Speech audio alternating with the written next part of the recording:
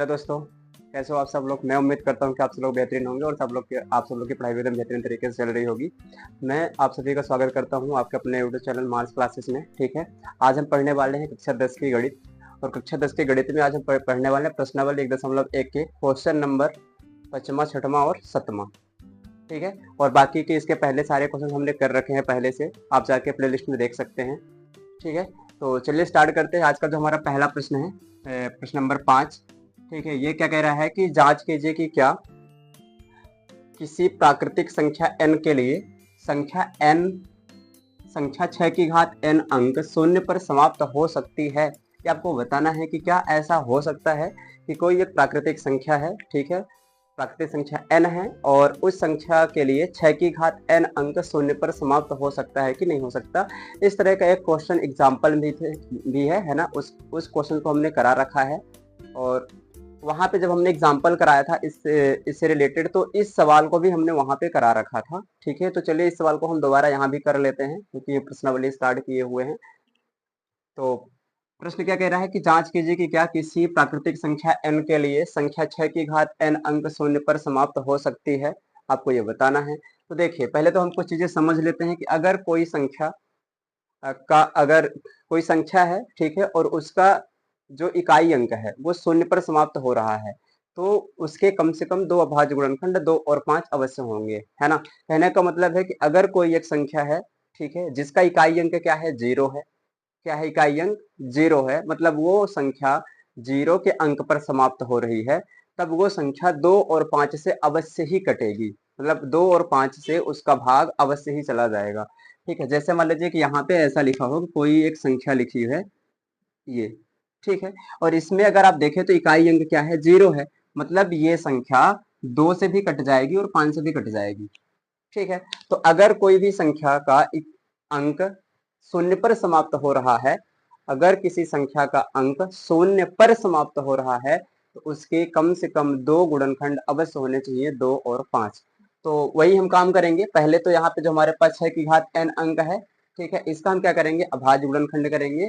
और अभाज्य गुणनखंड करने के बाद देखेंगे इसके अभाज्य गुणनखंड में 2 और 5 अभाज्य संख्याएं आती है कि नहीं आती। 2 और 5 अभाज्य संख्याएं अवश्य आनी चाहिए, इसके अलावा कोई भी आए चलेगा, लेकिन 2 और 5 जब तक नहीं आएगा वो संख्या शून्य पर समाप्त नहीं हो सकती। तो हमें यही देखना है कि यहाँ पे जो 6 की घात n है, इसका अगर अभाज्य गुणनखंड कर रहे हैं तो हमें 2 और 5 अभाज्य संख्याएं मिल पा रही हैं कि नहीं मिल पा रही हैं। तो चलिए स्टार्ट करते हैं। ठीक है, तो हल हम कर रहे हैं प्रश्न नंबर 5वें का, यहाँ पे लिख देते हैं। ठीक है, तो यदि n के किसी मान के लिए किसी मान के लिए 6 की घात n अंक शून्य पर समाप्त होगा तो 6 की घात n अंक 2 और 5 से विभाजित होगा।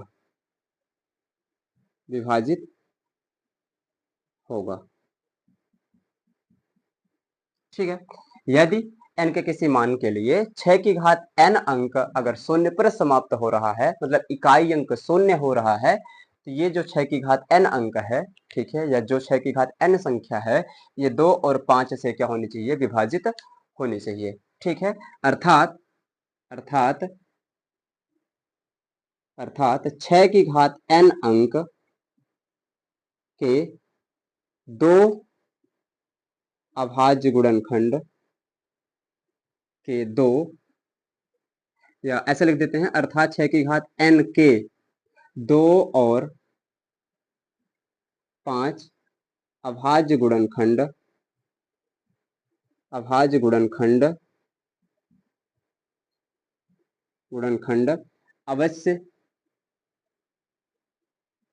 अवश्य होंगे। ठीक है।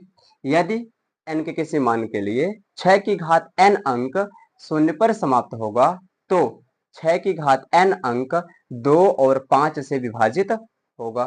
ठीक है, अगर 2 और 5 से विभाजित हो रहा है तो दो जो 6 की घात n है उसका 2 और 5 अभाज्य गुणनखंड होंगे।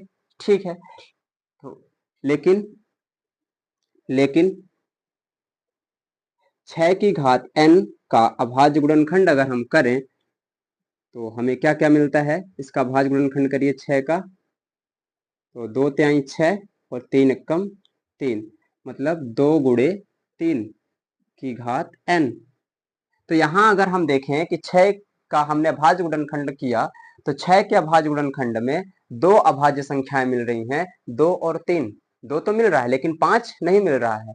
हमें दोनों चाहिए, 2 भी चाहिए और 5 भी चाहिए। जब तक ये दोनों नहीं मिलेंगी तब तक अंक शून्य पर समाप्त नहीं होगा।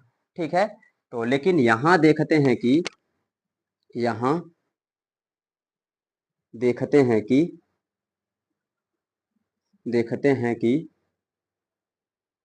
है कि 6 की घात n अंक अंक अंक के अभाज्य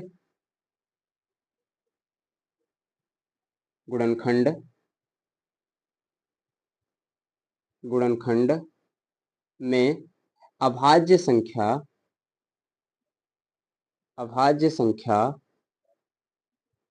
2 और 3 अभाज्य संख्या 2 और 3 है। ठीक है, लेकिन यहां देखते हैं कि 6 की घात n के अभाज्य गुणनखंड में अभाज्य संख्या 2 और 3 है। ठीक है, अब अगर अंकगणित के आधारभूत प्रमेय के अनुसार हम देखें तो अंकगणित के आधारभूत प्रमेय के अनुसार जो 6 है, 6 का अभाज्य गुणनखंड क्या है, 2 और 3। तो 6 के केवल अभाज्य गुणनखंड 2 और 3 ही हो सकते हैं, या 2 और 3 अभाज्य गुणनखंड केवल किसके हो सकते हैं, 6 के हो सकते हैं, 2 और 3। ठीक है, तो इस तरह से अगर कहा जाए कि 6 का अभाज्य गुणनखंड केवल और केवल क्या होगा, 2 और 3 होगा, 2 और 3 के अलावा 6 का अभाज्य गुणनखंड नहीं हो सकता। इसका मतलब हमें 6 के अभाज्य गुणनखंड में 5 नहीं मिल सकता, और अगर 5 नहीं मिल सकता तो ये किसी भी n के मान के लिए 6 की घात n अंक शून्य पर समाप्त नहीं होगा। ठीक है, तो यहाँ पे हम लिखेंगे कि तब अंकगणित के आधारभूत प्रमेय तब अंकगणित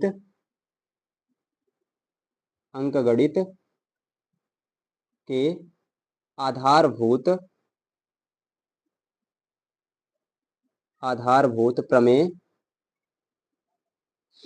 प्रमेय के अनुसार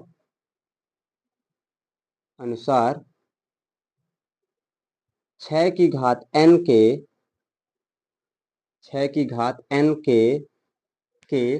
अभाज्य गुणनखंड में अभाज्य संख्या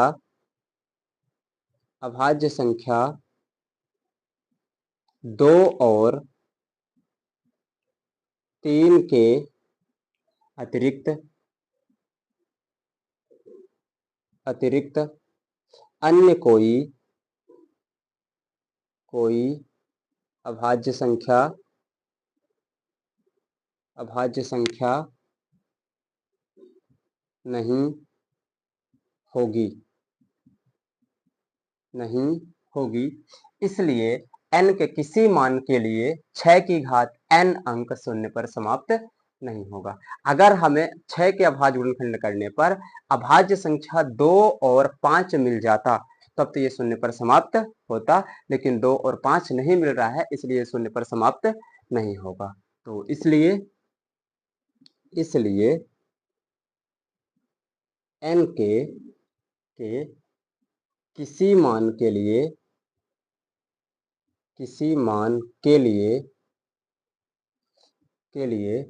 6 की घात n अंक शून्य पर समाप्त नहीं हो सकता है, नहीं हो सकता है। ठीक है, ये आंसर है। अगर यहीं पर हमें 6 का अभाज्य गुणनखंड करने पर 2 और 5 मिल जाता तब तो ये शून्य पर समाप्त होता, लेकिन हमें अभाज्य गुणनखंड में 2 तो मिला लेकिन 5 नहीं मिला, इसलिए ये शून्य पर समाप्त नहीं होगा। ठीक है, इसी तरह एक एग्जाम्पल भी था, एग्जाम्पल नंबर पहला। ठीक है, कि जांच कीजिए कि ऐसा था प्रश्न की n की घात n पर विचार कीजिए जहां n कोई एक प्राकृतिक संख्या है। ठीक है, और n के का कोई क्या n का कोई ऐसा मान है जिसके लिए 4 की घात n अंक शून्य पर समाप्त हो सकता है। तो हम उसको यहाँ पे भी सोल्व कर लेते हैं। ठीक है, एग्जाम्पल नंबर देख लेते हैं कौन सा था, एग्जाम्पल नंबर शायद पहला था। एग्जाम्पल नंबर पहला था, तो उसको भी हम यहीं पे सॉल्व कर लेते हैं एक बार फिर से, क्योंकि एक बार कर ही चुके हैं, एक बार दोबारा से कर लेते हैं यहीं पे। उदाहरण नंबर पहला। ठीक है, क्योंकि सेम प्रश्न है। तो देखिए वहां पे क्या था कि 4 की घात n अंक शून्य पर समाप्त हो सकता है कि नहीं हो सकता, ये पता करना था। तो वहां पे भी यही होगा कि यदि n के किसी मान के लिए 4 की घात n अंक शून्य पर समाप्त होगा, तो अगर शून्य पर समाप्त हो रहा है, शून्य पर समाप्त होने का मतलब है कि उसका इकाई अंक क्या होना चाहिए, 0 होना चाहिए। अगर इकाई अंक 0 है, ठीक है, तो वो 2 और 5 से विभाजित होगा, और अगर 2 और 5 से विभाजित होगा इसका मतलब है कि उस संख्या का 2 और 5 भी क्या होगा, एक गुणनखंड होगा। ठीक है, और अभाज्य गुणनखंड। लेकिन फिर हम क्या करेंगे, जैसे यहाँ पे हमने 6 का अभाज्य गुणनखंड किया, तो 4 का अभाज्य गुणनखंड करेंगे, फिर वहां पे देखेंगे कि क्या हमें 2 और 5 मिल सकता है। अगर 2 और 5 मिल सकता है तो वो शून्य पर समाप्त होगी, अगर 2 और 5 नहीं मिलता तो शून्य पर समाप्त नहीं होगी। जैसे यहाँ पे 6 का हमने अभाज्य गुणनखंड किया तो हमें क्या मिला, 2 और 3 नहीं मिला, 2 और 5 नहीं मिला। ठीक है, तो चलिए स्टार्ट करते हैं। तो यदि n के किसी मान के लिए मान के लिए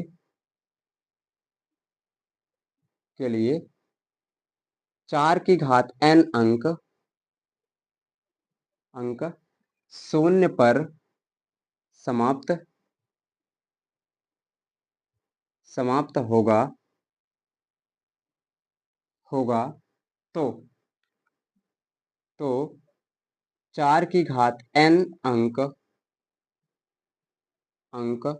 2 और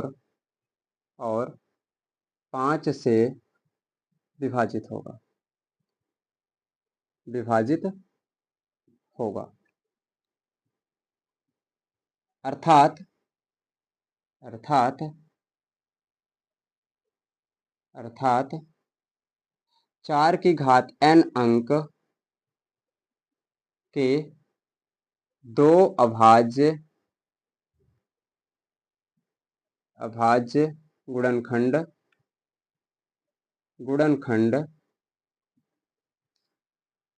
अर्थात 4 की घात n अंक के, ऐसा लिखते हैं, 2 और 5, 2 अभाज्य गुणनखंड, 2 और 5, 2 अभाज्य गुणनखंड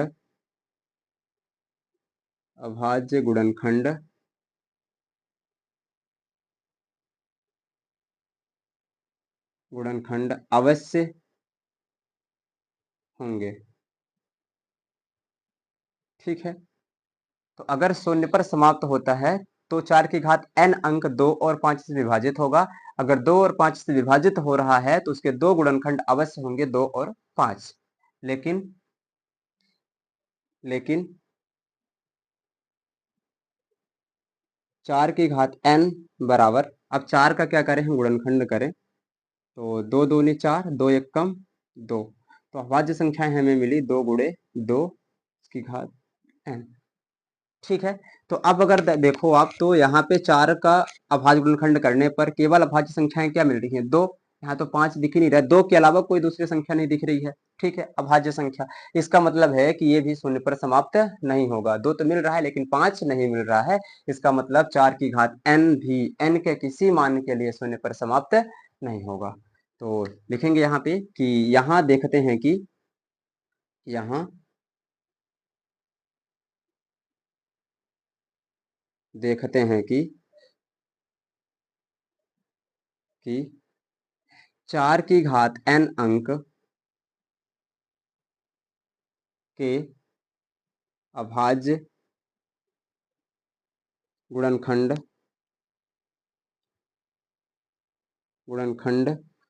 में केवल अभाज्य संख्या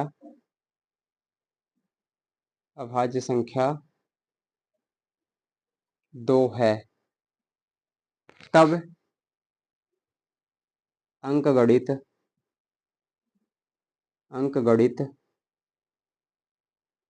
के आधारभूत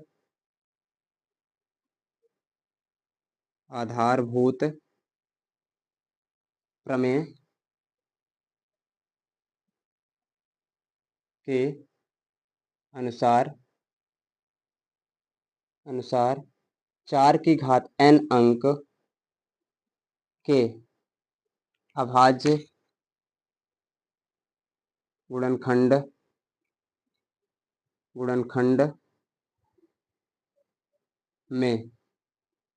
में 2 के अतिरिक्त, या गुणनखंड में अभाज्य संख्या, ऐसा लिखते हैं कि गुणनखंड में अभाज्य संख्या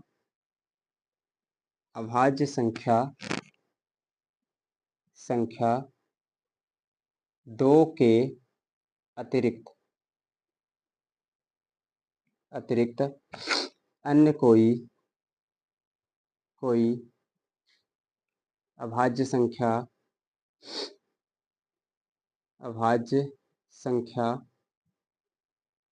नहीं होगी। ठीक है, मतलब 4 की घात n के अभाज्य गुणनखंड में जो केवल अभाज्य संख्या 2 आ रही है, उस अभाज्य संख्या 2 के अलावा अन्य कोई अभाज्य संख्या हमें नहीं मिल सकती। ठीक है, इसलिए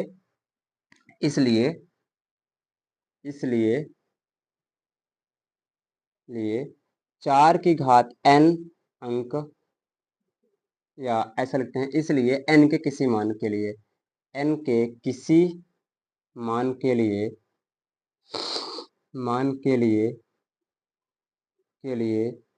4 की घात n अंक शून्य पर समाप्त नहीं हो सकता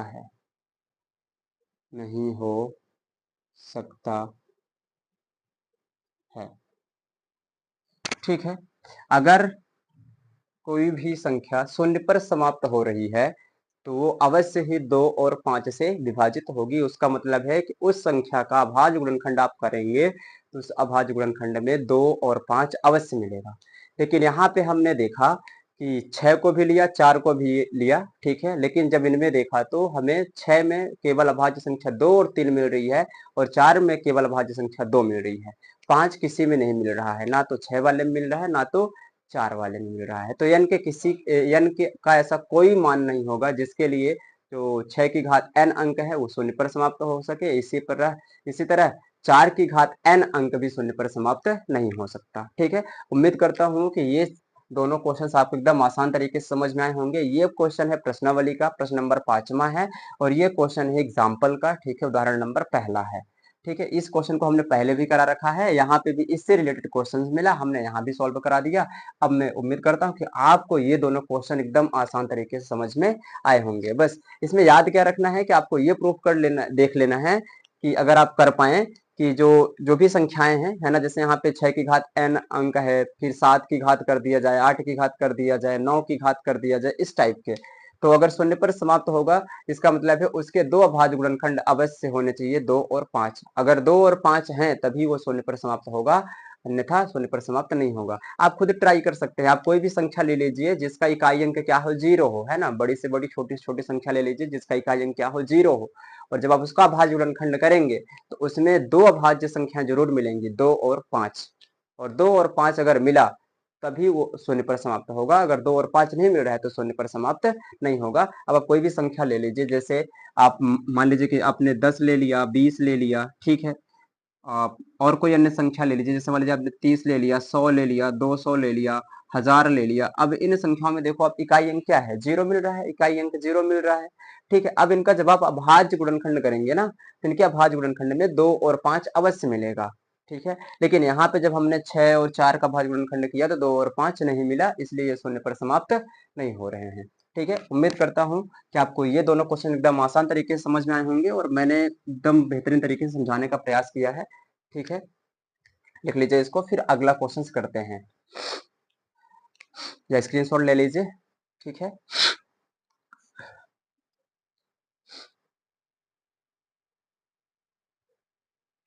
ठीक है, ले लिया स्क्रीनशॉट।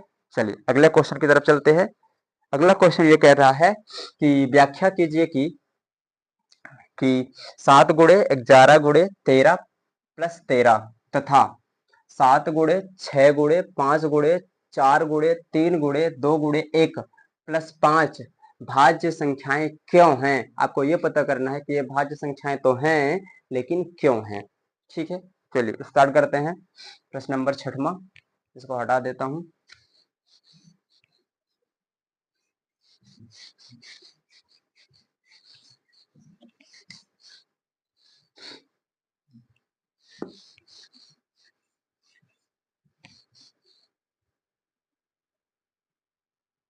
ये आ गया हल नंबर 6वां आपका। ठीक है, देखो यहाँ पे दो संख्याएं हैं, एक तो ये पूरी पूरी संख्या है, ये पूरी पूरी संख्या है, और दूसरी ये पूरी पूरी संख्या है। ठीक है, तो मान लेते हैं कि ये हमारी एक संख्या ए है और ये संख्या बी है। ठीक है, और वहीं से स्टार्ट करते हैं कि माना कि संख्या ए बराबर ए बराबर कितना है, 7 गुणे 11 गुणे 13 प्लस 13। ठीक है, तो संख्या ए बराबर हो जाएगा, अगर आप यहाँ पे देखें अच्छे से तो दो पद दिख रहे हैं। ये पूरा पूरा पद एक ठो है और ये अकेला पद है। ठीक है, क्योंकि ये 7 गुणे 11 गुणे 13 है और फिर प्लस 13 है, तो ये पूरा पूरा एक पद कहलाएगा और ये दूसरा पद कहलाएगा। तो आप देखें तो 13 यहाँ भी है, 13 यहाँ भी है, दोनों जगह है, तो हम 13 को कॉमन ले सकते हैं। और 13 को जैसे हमने कॉमन लिया तो यहाँ पे बचा क्या, यहाँ पे बचा 7 गुणे 11 प्लस यहाँ से ये चला गया तो कितना बचा 1, तो ए बराबर हो गया 13। 11 में 7 का गुणा करेंगे तो 11 सते 77 प्लस 1 हो गया 13 आ गया, दोनों में था 13 कॉमन ले लिए, बचा 7 गुणे 11। ठीक है, ये 13 तो चला गया, प्लस इस 13 से ये चला गया तो एक यहाँ पे बचा, तो 11। अब हमने क्या किया, तो इनका गुणा कर लिया, तो 11 सते 77 प्लस 1 आ गया। अब 77 में एक आप जोड़ लो, तो 77 में एक जोड़ोगे तो क्या बन जाएगा, 13 तो पहले से था, 13 गुणे ये हो गया 78, 77 में एक जोड़ेंगे तो 78 हो जाएगा, 13 गुणे 78। अब कहने का मतलब है कि ये कोई एक संख्या है ए, ठीक है, जिसके गुणनखंड हमें क्या क्या मिल रहे हैं, 13 और 78। अब कोई भी संख्या हो वो भाज्य कब होती है, या तो वो खुद से कट जाए और एक से कट जाए, इसके अलावा किसी अन्य संख्या से भी कट जाए। ठीक है, तो यहाँ पे जो ए है, ए से तो कट ही जाएगा और एक से भी कट जाएगा। ठीक है, और एक के अलावा ये जो संख्या है, इस संख्या के कुछ अन्य भी गुणनखंड हैं, कौन कौन है, सब 13 और 78 हैं। इसका मतलब है हमने ये जो संख्या है, इस संख्या को पूरा पूरा क्या मान लिया, एक मान लिया, सॉरी ए मान लिया, क्या मान लिया, ए मान लिया। और ए मानने के बाद जब हमने देखा कि इस ए संख्या ए का जो गुणनखंड है वो कौन कौन है, 13 और 78, 13 और 78।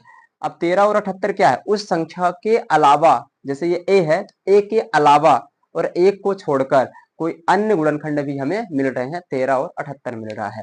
जैसे कहने का मतलब है कि आपके पास अगर मान लीजिए कि यहाँ पे मान लेते हैं कि 30 है यहाँ पे, ठीक है, और अब इस 30 का आप गुणनखंड करेंगे, तो अभाज्य गुणनखंड करेंगे तो 2 से जब काटेंगे तो कितना आएगा, 2 एक कम 2, और 3 में 2 घटेगा 1 बचेगा, 0 उतार लोगे 10 हो जाएगा, और 2 पंचा 10, फिर 3 बचे 15, 5 एक कम 5।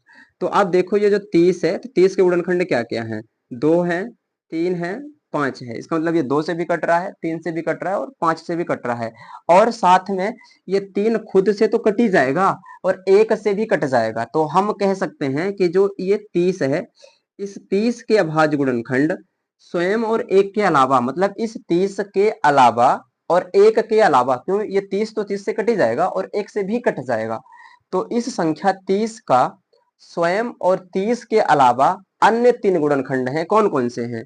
2, 3, 5। 2, 3, 5। तो संख्या 30 के अभाज्य गुणनखंड में 30 मतलब स्वयं उस संख्या, जो संख्या 30 है, 30 के अलावा और 1 के अलावा, 30 और 1 के अलावा, 30 और 1 के अलावा अन्य गुणनखंड क्या क्या है? 2, 3 और 5 है। उसी तरह यहाँ पे कोई एक संख्या a है, ठीक है, इस संख्या में संख्या a और 1 के अलावा संख्या a, क्योंकि ये संख्या a हमने मान लिया है, तो संख्या a और 1 के अलावा इस संख्या a के गुणनखंड क्या क्या है? 13 और 78 है। इसलिए ये संख्या क्या है? भाज्य संख्या है। ठीक है, तो यहाँ पे लिखेंगे कि चूंकि संख्या a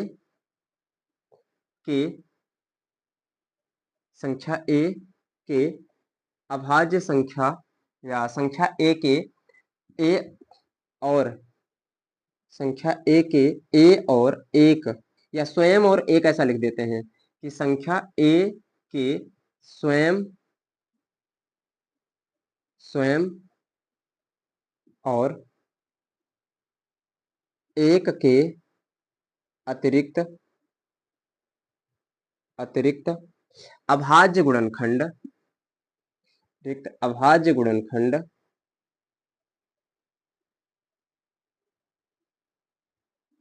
गुणनखंड 13 और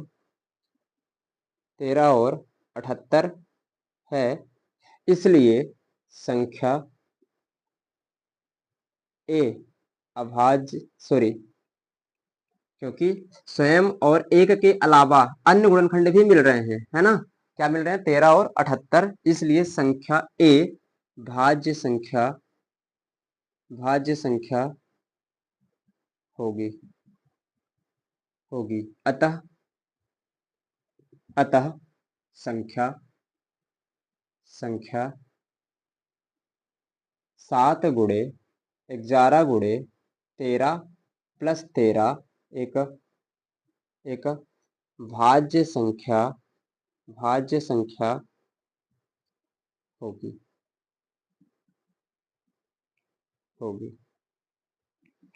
ठीक है, अभी तो हमने इस वाले संख्या के लिए बात कर ली। ठीक है, अब इस वाले के लिए भी बात कर लेते हैं कि माना कि संख्या, इस वाले को हमने a मान लिया, इस वाले को मान लेते हैं b, कि संख्या b बराबर क्या लिखी है? 7 गुणे 6 गुणे 5 गुणे 4 गुणे 3 गुणे 2 गुणे 1 प्लस फिर 5। तो इन सभी के बीच में गुणे का चिन्ह लगा है, तो ये पूरा पूरा एक पद कहलाएगा और ये दूसरा पद कहलाएगा। ठीक है, तो जब दोनों में पदों में सेम कुछ चीजें रहती हैं तो हम क्या कर लेते हैं? कॉमन ले लेते हैं। तो आप देखो कि 5 यहाँ भी है, 5 यहाँ भी है, तो 5 हम क्या कर लेंगे? कॉमन ले लेंगे। ठीक है, अब क्या बचा?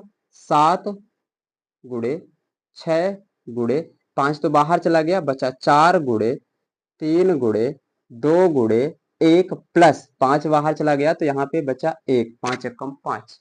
ठीक है, क्योंकि कॉमन लिया, यहाँ पे बचा 5। 5 आ गया। अब गुणा करिए, तो गुणा करेंगे तो कितना हो जाएगा? 2 एकम 2, 2 तिहाई 6 और 6 चौको 24, 24 और 7 छम 42, तो 42 गुणे 24 प्लस 1। देखिए ऐसे गुणा कर लिया, 6 का 7 से कर लिया, तो 6 सते कितना हो गया? इसका इससे कर लिया तो 6 सते 42 हो गया। फिर 4 तिहाई 12 और 12 दूनी 24, 24 में 1 का करेंगे तो 24 एकम 24 हो गया और इनके बीच गुणा है तो गुणे का चिन्ह लगा दिया, प्लस 1 आ गया। ठीक है, अब इनका गुणा करिए, कितना हो जाएगा? 24 और 42 का गुणा करना है, तो 4 दूनी 8, 4 चौक 16, 2 दूनी 4, 2 चौको 8, कितना आ गया? 8, 6 4 10 की 0 हासिल 1, 8 एक 9 एक 10, तो कितना आ गया 1008 हो गया 1008 प्लस 1, तो 1008 में एक और जोड़ देंगे तो कितना बन जाएगा 1009, तो 5 गुणे 1009। तो अब उसी तरह जैसे यहाँ पे कोई संख्या a थी, ठीक है, इस संख्या के स्वयं के अलावा इस संख्या मतलब संख्या a और 1 के अतिरिक्त अन्य गुणनखंड क्या क्या थे 13 और 18। उसी तरह संख्या b और 1 के अतिरिक्त अन्य गुणनखंड 5 और 1009 है, इसलिए ये भी संख्या क्या हो जाएगी भाज्य हो जाएगी। तो यहाँ पे लिखेंगे चूंकि संख्या b के स्वयं और 1 के अतिरिक्त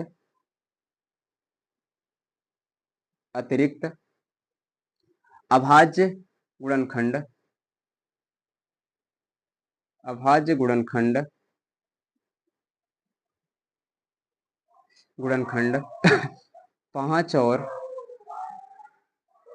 5 और 1009 है, इसलिए संख्या b भाज्य संख्या होगी।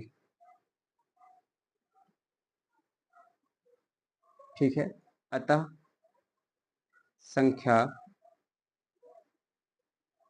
ये पूरी 7 गुणे 6 गुणे 5 गुणे 4 गुणे 3 गुणे 2 गुणे 1 प्लस 5 एक भाज्य संख्या होगी। ठीक है, यही क्या है आपका आंसर है। ठीक है, तो भाज्य संख्या है पर क्यों है तो देख लो यहाँ पे इस संख्या के स्वयं और 1 के अतिरिक्त है ना, के अतिरिक्त अन्य अभाज्य गुणनखंड क्या है 13 और 18, उसी तरह यहाँ पर भी है ना, जैसे अभी एक एग्जाम्पल करके दिखाया था। जैसे मान लीजिए फिर से कर लेते हैं कि मान लेते हैं कि हमारे पास 6 है और इसका अभाज्य गुणनखंड करेंगे तो 2 त्याई 6 और 3 एकम 3, तो अगर 6 को हम लिखें तो 2 गुणे 3 लिख सकते हैं। तो अब अगर आप देखो तो 6 को 6 से भाग दे सकते हैं और 6 को 1 से भी भाग दे सकते हैं। अब 6 का भाग 2 से भी चला जाएगा, 6 का भाग 3 से भी चला जाएगा, तो इस 6 के स्वयं और 1 के अलावा, स्वयं मतलब 6 से भाग चला जाएगा, तो इस संख्या 6 के स्वयं और 1 के अलावा अन्य गुणनखंड क्या क्या मिल रहे हैं 2 और 3, इसलिए ये संख्या क्या है भाज्य संख्या है। और भाज्य संख्या की आप परिभाषा भी पढ़े हो कि वे संख्याएं जिनका गुणनखंड 3 या 3 से अधिक हो, या ऐसा कह सकते हैं कि वे संख्याएं जो स्वयं से कटे, 1 से कटे और इसके अतिरिक्त अन्य किसी संख्या से भी कट जाएं। तो वही है कि यहाँ पे ये स्वयं से कट रहे हैं, रही है संख्या एक से भी कट रही है और उसके अलावा इन दोनों से भी कट रही है। सर यहाँ पे भी ये खुद से कट रही है, 1 से भी कट रही है और उसके अलावा 5 से और 1009 से कट रही है, इसलिए क्या हो जाएगी भाज्य संख्या हो जाएगी। ठीक है, उम्मीद करता हूँ कि ये क्वेश्चन भी आपको दोनों एकदम आसान तरीके से समझ में आया होगा। ठीक है, प्रश्न नंबर 6वां भी। ठीक है, तो अगर समझ में आ रहा हो तो आप लोग कमेंट करिएगा कि हाँ हमें समझ में आ रहा है। ठीक है, तो चलिए आगे स्टार्ट करते हैं। अगला प्रश्न इसको लिख लीजिए, तो आप स्क्रीनशॉट ले लीजिए, फिर आगे चलते हैं। उम्मीद करता हूँ कि आप लोगों ने स्क्रीनशॉट ले लिया होगा। ठीक है, तो चलिए अगला प्रश्न करते हैं, इसको हटाते हैं।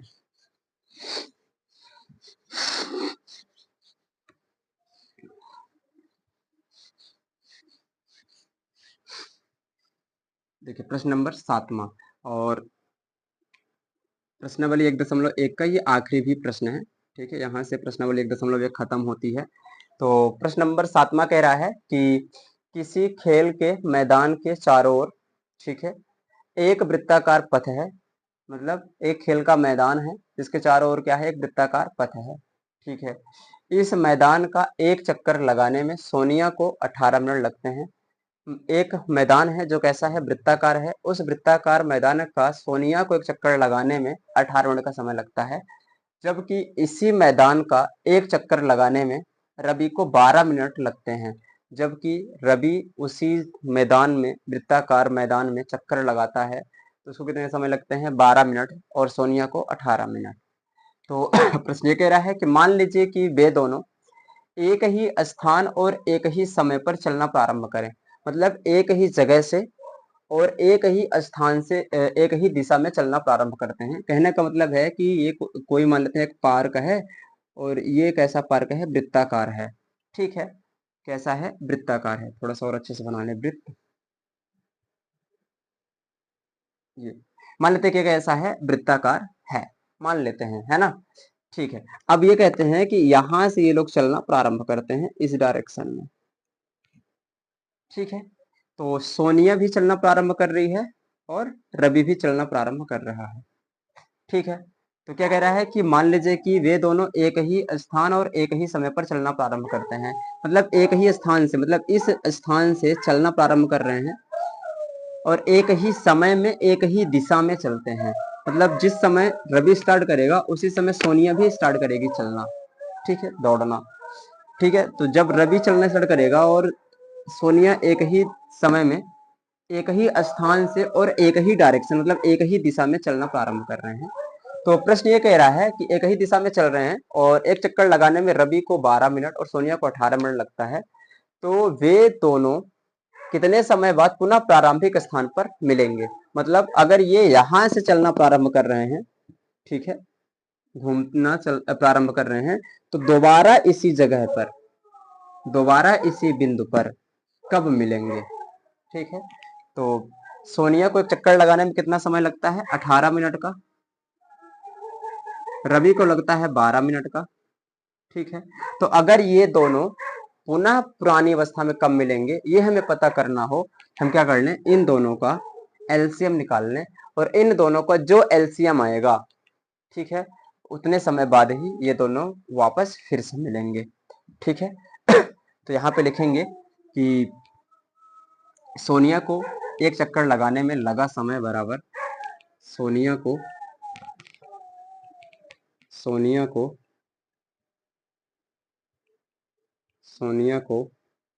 एक चक्कर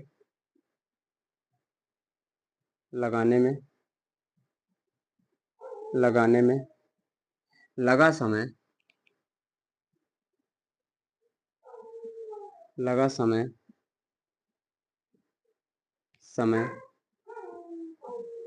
बराबर 18 मिनट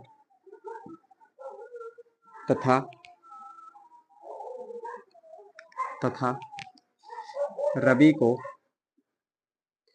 एक चक्कर लगाने में लगा समय बराबर 12 मिनट। ठीक है, सोनिया को एक चक्कर लगाने में लगा समय 18 मिनट तथा रवि को एक चक्कर लगाने में लगा समय बराबर 12 मिनट। तो सोनिया को 18 मिनट लग रहे हैं, रवि को 12 मिनट लग रहे हैं, तो ये दोनों पुरानी अवस्था में या प्रारंभिक अवस्था में फिर से कब मिलेंगे? तो 18 और 12 का जो एलसीएम होगा, 18 और 12 का जो एलसीएम होगा, उतने समय बाद ये दोबारा पुनः प्रारंभिक अवस्था में मिलेंगे। ठीक है, पर मिलेंगे। तो यहाँ पे लिखेंगे कि 18 और 12 के एलसीएम या का एलसीएम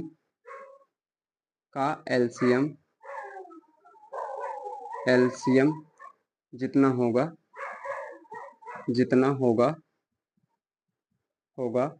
उतने समय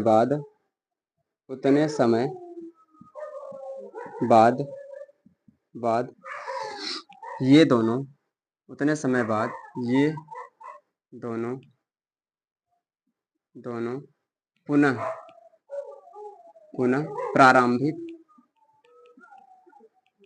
प्रारंभिक स्थान पर मिलेंगे।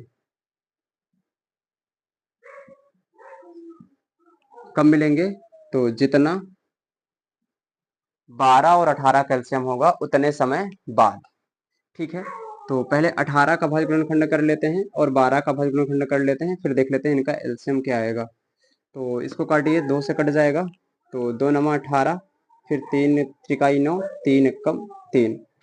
अब इसको काटिए तो 2 छक्का 12, 2 त्याई 6, और 3 एकम 3, तो 18 का अभाज्य गुणनखंड कितना आया? तो 18 का अभाज्य गुणनखंड आया 2 गुणे 3 गुणे 3, और 12 का कितना आया? तो 12 का आया 2 गुणे 2 गुणे 3। ठीक है, तो इसको हम ऐसा लिख सकते हैं, देखिए 2 गुणे 2 गुणे 3, इसको लिख सकते हैं 2 गुणे 3 की घात 2 बराबर, इसको लिख सकते हैं 2 गुणे 3। ठीक है, तो आपको पता होगा कि जब हम एलसीएम निकालते हैं तो सबसे बड़ी घात, है ना, प्रत्येक अभाज्य गुणनखंड की सबसे बड़ी घात ले लेते हैं और उनका क्या कर लेते हैं, गुणन फल कर लेते हैं। यहाँ पे लिखेंगे 18 और 12 का एलसीएम। ठीक है, तो अगर 18 और 12 में देखो तो 3 यहाँ भी है, 3 यहाँ भी है, 2 यहाँ भी है, 2 यहाँ भी है। ठीक है, लेकिन हमें देखनी है जो दोनों में है, ठीक है, लेकिन हमें क्या देखनी है, सबसे बड़ी घात देखनी है। तो यहाँ पे 2 की घात 1 है, यहाँ पे 2 की घात 2 है, तो सबसे बड़ी घात क्या है, 2 की घात 2। ठीक है, तो 2 के लिए, इस 2 के लिए यहाँ पे 2 की घात 1 है, यहाँ पे 2 की घात 2 है, तो 2 के लिए 2 की घात 2 वाला लेना है, सबसे बड़ी घात वाला, तो 2 की घात 2 आ गया, गुणे 3 की घात 2 यहाँ है, 3 की घात 1 यहाँ है, तो 3 वाले में भी बड़ी घात वाली लेनी है, तो कौन सी लेंगे, 3 की घात 2 वाली। कितना हो गया, 2 की घात 4 गुणे 3 की घात 9, अब गुणा होगा तो कितना आ गया, 9 चौको 36। ठीक है, तो 12 और 18 का एलसीएम कितना आया, 36 आया। 12 और 18 का एलसीएम, यहाँ भी 18 और 12 का जो एलसीएम आया है वो कितना आया है, 36 आया है। अतः दोनों दोनों एक पुनः, ऐसा लिखते हैं, अतः दोनों पुनः प्रारंभिक प्रारंभिक स्थान पर 36 मिनट बाद मिलेंगे। ठीक है, तो सोनिया को चक्कर लगाने में 18 मिनट लगता है, रवि को चक्कर लगाने में 12 मिनट लगता है, और दोनों अगर पुनः पुरानी अवस्था में मिले या प्रारंभिक अवस्था में मिले तो कितने समय बाद मिलेंगे, तो 18 और 12 का जितना एलसीएम होगा उतने समय बाद ही वो पुनः प्रारंभिक स्थान पर मिलेंगे। तो हमने क्या किया, 18 और 12 का अभाज्य गुणनखंड किया। ठीक है, अभाज्य गुणनखंड करने के बाद हमने यहाँ से इनका एलसीएम निकाला और एलसीएम कितना आ गया, 36 आ गया। इसका मतलब है कि दोनों पुनः कब मिलेंगे, तो 36 मिनट बाद मिलेंगे उसी जगह पर। ठीक है, जहां से इन्होंने चलना प्रारंभ किया था। तो ठीक है, हमारा प्रश्नावली 1.1 यहाँ से खत्म होता है। उम्मीद करता हूँ कि आप लोगों को एकदम आसान तरीके से समझ में आया होगा, और मैंने भी एकदम आसान तरीके से समझाने का प्रयास किया है। ठीक है, तो बस अपना प्यार और सपोर्ट ऐसे ही बनाए रखिए। ठीक है, और वीडियो को अंत तक देखने के लिए आप सभी का बहुत बहुत धन्यवाद। ठीक है, तो चलिए बस यहीं से क्लास खत्म करते हैं, मिलते हैं कल अगले नए वीडियो में, अगले नए क्लास में। तब तक के लिए बाय बाय, आप सभी अपना ख्याल रखिएगा। ठीक है, बाय बाय, जय हिंद, वंदे मातरम।